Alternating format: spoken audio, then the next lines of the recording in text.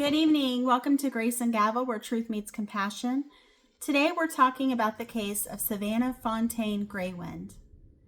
She is a part of the missing or murdered Indigenous women that have gone missing or been murdered or harmed in some way.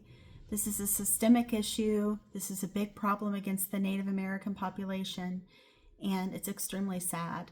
Her story is particularly gruesome, so I'm not going into it for shock value. I do have respect for her family and for her daughter and for those that were affected by her crime, the crime that was committed against her and that ultimately took her life. So this is a case study in foreseeable harm and systemic failure. There are cases where something evil happens suddenly and without warning. And then there are cases where the warning signs are so clear, so present, and so documented that the only question left is this: why didn't anyone step in? This is not just the story of Savannah Greywind. This is the story of what happens when systems see danger and choose not to act. Introduction, setting the frame. Savannah Fontaine Greywind was 22 years old. She was Indigenous. She was 8 months pregnant, and she was preparing to become a mother. What happened to her in August of 2017 shocked the country. But the shock tends to focus on how she died, not why she was left unprotected. Today, we're not telling the story to sensationalize it. We're examining it to understand foreseeability, duty, and failure, and whether this death could have been prevented. Who Savannah was, human context actually matters. Savannah was a young woman rooted in her family and community. She lived in Fargo, North Dakota, and was in the final weeks of pregnancy with her daughter. There was nothing transient or high risk about her life. No narrative of instability, no suggestion that she was unreachable or invisible. And that matters, because too often systems justify inaction by labeling victims as difficult, uncooperative, or unreliable. Savannah was none of those things. The timeline and the decision points. Savannah lived in an apartment complex next to Brooke Cruz, a woman who would later be convicted of her murder. In the days before Savannah disappeared, Cruz asked Savannah for help, specifically for assistance related to her pregnancy. This is the first decision point.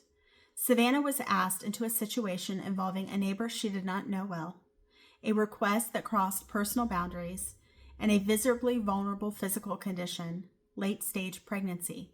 Still, Savannah, likely wanting to help her out and also needing money because she was trying to prepare for her baby, went. Prior police contact where the system enters. At some point before Savannah vanished, law enforcement was contacted regarding concerns connected to Cruz. This is critical. Police were not strangers in the situation. They had awareness, they had information, and they had discretion. What they did not do was escalate. No welfare check that altered the outcome. No removal of Savannah from a potentially dangerous environment. No documentation that triggered proactive or protective intervention. From a legal standpoint, this is where foreseeability enters the conversation, given the fact that both Brooke and her boyfriend, I believe his name was William, had a lot of domestic violence issues, and I believe that the boyfriend had a pretty serious conviction for a matter, and that was the reason I think that Brooke no longer had custody of her children, but she was telling people that she was pregnant, and the big arc of question is, did she actually believe that she was pregnant, or was she mentally ill? Like, no one can really say for sure but her. I know that there was a discussion where she said on the documentary that I watched that her boyfriend was like, "You're not pregnant, you're just crazy. Like, you're not pregnant." But she went about, if that's true, then she went on like she felt like she was pregnant. And I think that she knew that her downstairs neighbor was pregnant, and that was the plan all along, most likely. Foreseeability, let's define it clearly. Foreseeability does not require knowing exactly what will happen. It requires knowing that someone is vulnerable, that a situation carries elevated risk, and that intervention could reduce harm. Savannah was pregnant. She was alone. She was engaging with someone behaving erratically.